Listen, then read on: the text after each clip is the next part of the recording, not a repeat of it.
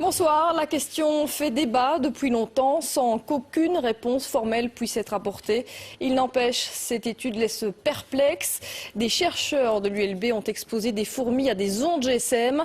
Très vite, les animaux sont non seulement désorientés, mais ils perdent de 50% de leur capacité, un résultat qui donne à réfléchir. Jimmy Méo et Kinerkan.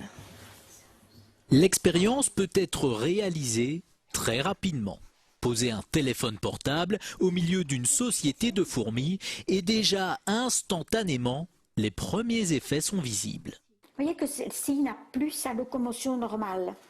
C'est plus faire aller ses pattes, c'est parce qu'elle a été trop longtemps près des ondes. Ça, c'est une ataxie musculaire. Le premier système touché est le système nerveux. Mais le système nerveux, il dirige tout. Il dirige la locomotion, il dirige la perception des signaux émis par les autres, il dirige le comportement, etc. Donc tout est affecté.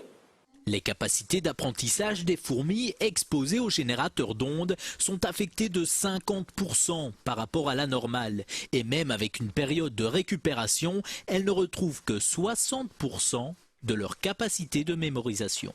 J'ai éteint le générateur, elles ont récupéré un peu et ont pu apprendre, mais n'ont plus jamais réatteint leur niveau initial. Il en est de même pour 7 fourmis exposées aux ondes du GSM.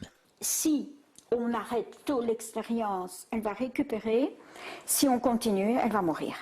Les dangers pour l'homme sont aussi à prendre au sérieux. Par exemple, l'oreille à laquelle on colle notre téléphone est très sensible. Imaginez les structures que nous avons dans l'oreille. Nous avons des cellules ciliées dans l'oreille.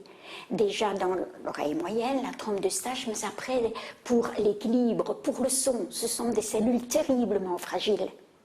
Les conseils, éloignez votre appareil, pas d'utilisation pendant trop longtemps. Et contre les insectes nuisibles, un petit générateur d'ondes pourrait ainsi faire office d'insecticide.